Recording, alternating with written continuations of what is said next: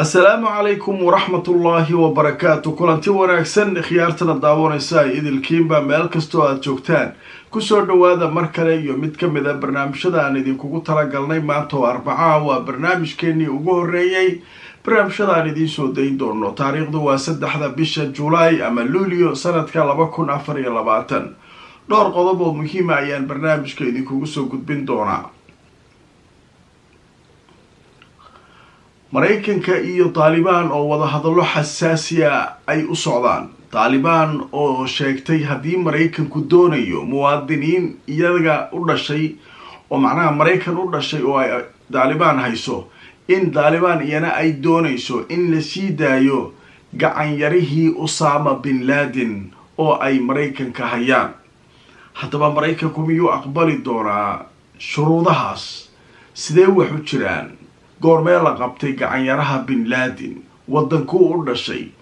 oo Taliban ay sidan ugu gorgortamayso? haddaba tafaasiil laga qoray sheekadaas waan idin hayaa. waxaa sidoo kale aan idin hayaa weerar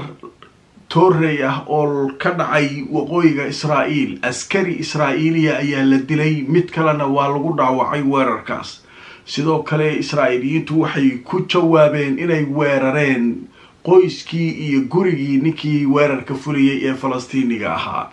haddaba weerarkaasi iyo sidoo u dhacay iyana tafaasiil baan idinkaga hayaa. wararkii ugu dambeeyay dagaalka Gaza, halka uu marayo, saakay wixii dhacay iyo warbixinada laga qoray ayaanu barnaamijka idinkula wadaagi doonaa. inta aan barnaamijka ku jirno wixii warar ee soo kordhana waanu isla kulanti wanaagsan khiyaaray meel kastoo aad joogtaan ku soo dhawaada mar kale iyo mid kamid ah barnaamijyadaan idinkugu talagalnay maanta oo Arbaca. waxaanu idinkugu soo gudbin doonaa qaar kamid ah wararkii ugu waaweynaa ee dhacay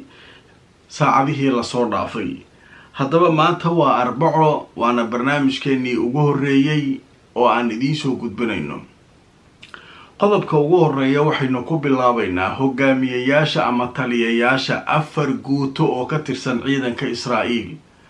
ayaa u sheegay Netanyahu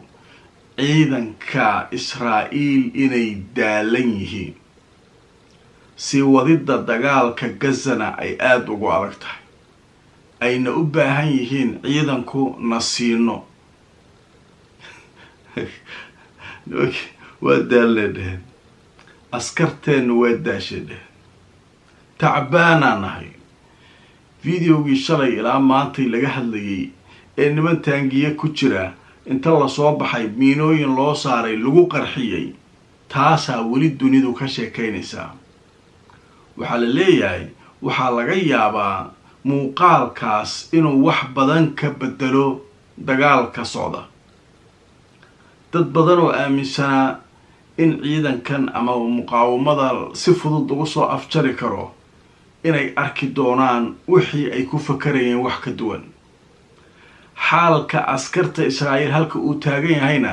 miisaanay saari doonaan, way fiirin doonaan. askar dhan oo taangi ku dhex jirta oo inta laga adeegto miino la kor saaro weliba taangiga hortiisa lagu ordaya aana u jeedin, sidee wax u jiraan? marka waxay leeyihiin daalaa jira, daal. askartu waa daaleen. taangiga waxaa laga yaabaa marka la saarayaba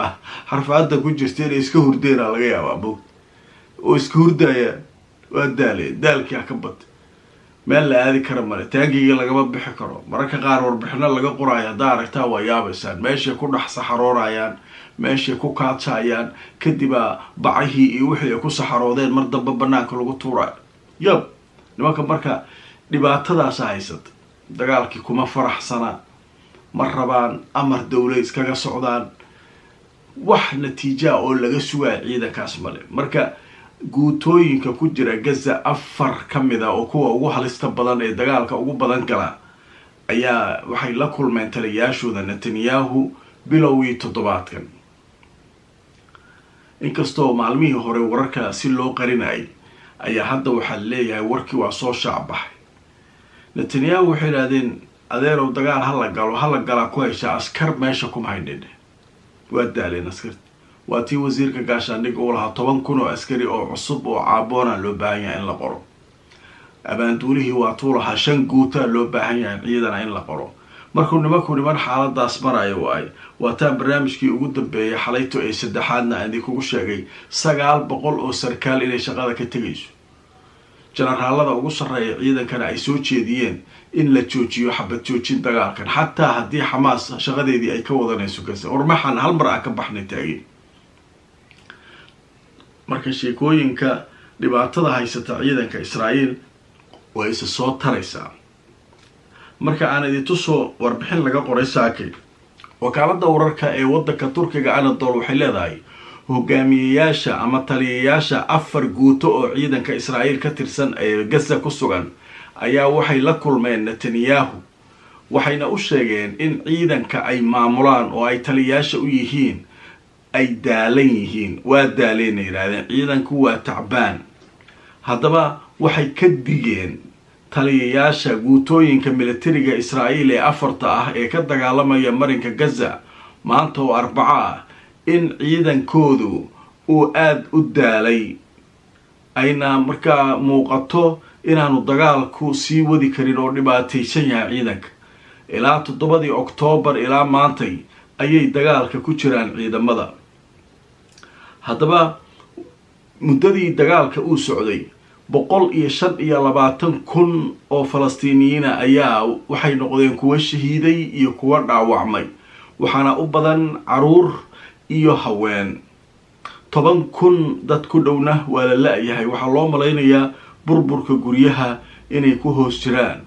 askarta Israa'iilna iyaguna tiro fara badan ayaa laga laayay qaar badan way curyaameen halka marka waa la isku baabay ما مغلي جستي وحلي لا بربردع حماسان سوق قبلنا حماسان حوق وقصو فرنينا محابيستا حماس نكتان كي قلنينا واسو أفجرينا ترياشو ذان دلينا شاكذا ويسو رماتات وادالني امري وحقرا ووربايتي أدوك وعلي ترياشي عيدك كي وادالي نفتيا هيسا دقال ما آدي كران هدان نقو قصبه سوا اسكا جوغينا ماش نكتانا الكيقلي نتنياهو اياب هنا ماشا قماينو ما دايقنا ميديا انت استاكتا ماتو لانها انجبيسا بن غفير يا اديقا ايو وحا ربطان اسكا شيقيسا لكن اسكرت مكور قبطان نفط مركا حين هذا اسكرت دال ودالين اسكرت وتعبان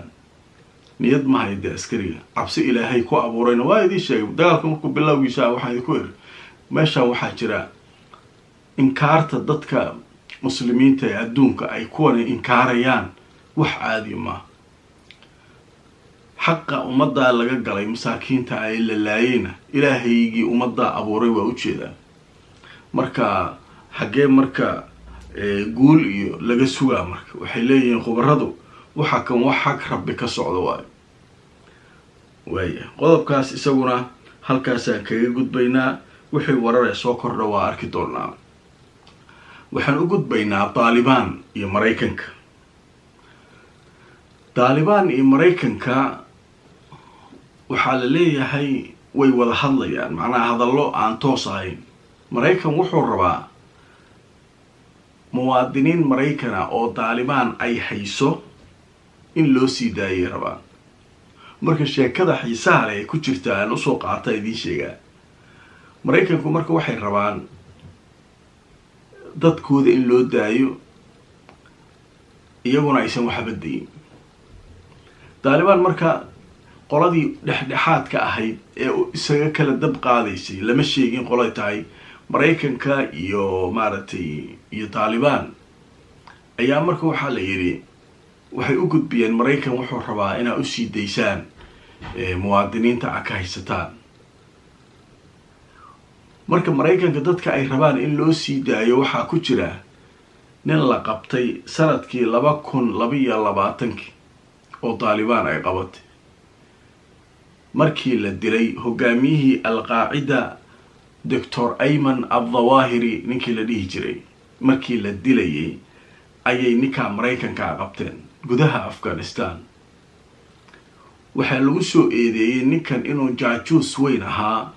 meesha Adhawaahiri iyo waxa dhan iyo dadka informationka bixiyay inuu ku jiray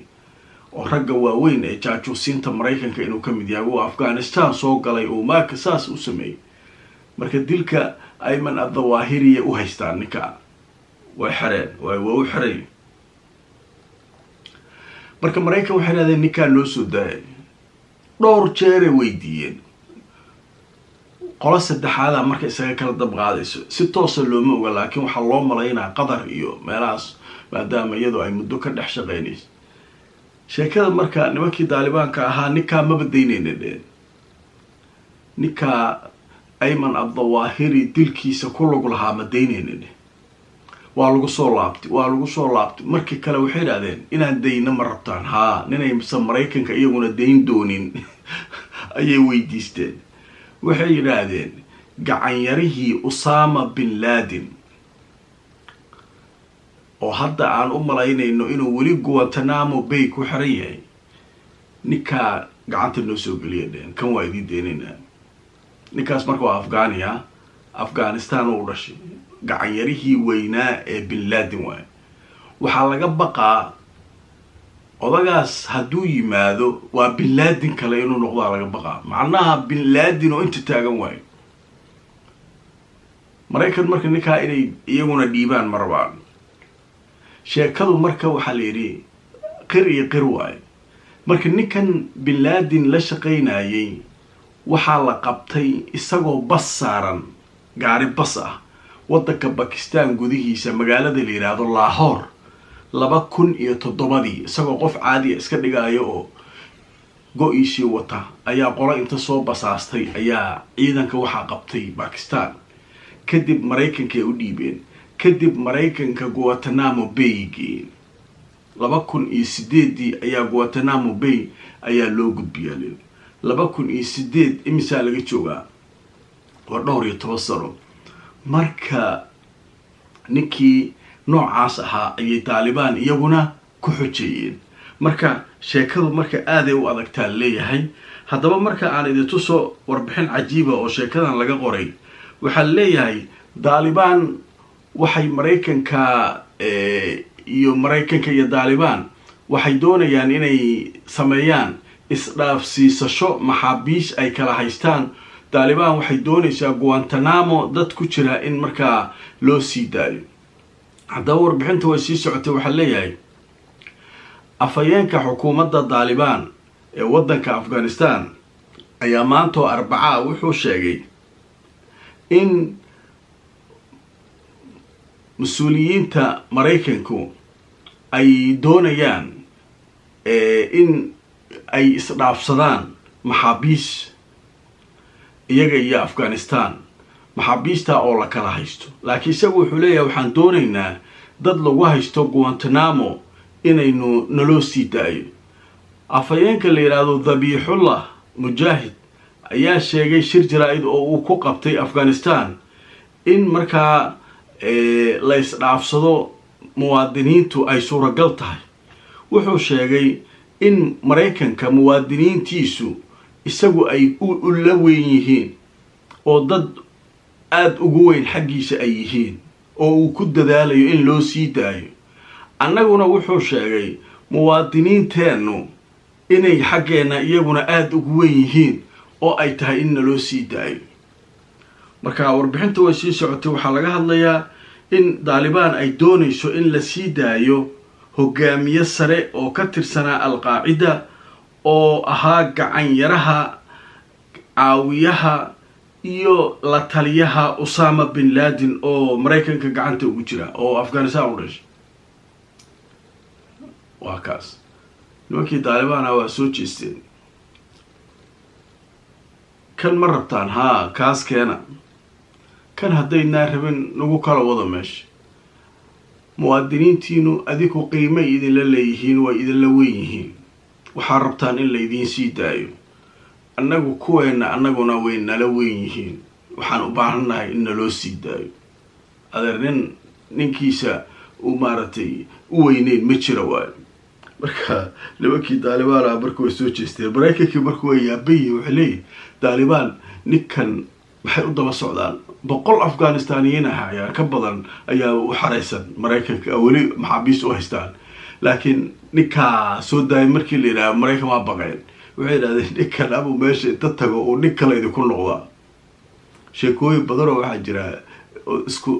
isku si u socda moogta Yahya Sinwarka hadda Gaza wacdaraha ka dhigay ee Israa'iil nagti ka geliyay wuxuu ahaan jiray maxbuus Israa'iil xabsiyadeeda ku jira askara laga qabsaday Israa'iil kadib waxa la yiri ninka loo soo daayay noogu soo bedela askarta ay siinayaan sidii isku bedelashadaas ku soo baxay maantana waa arkaysaan waa ninka taariikhda cajiibka dhigay marka Mareykan waxay leeyihiin ninkan nimankan laga celin la yahay hadaa sii deysaan ama balaayo kale idinku noqda marka sheekadaas iyaduna aad ay cajiib u ahayd intaas kaga gudbaynaa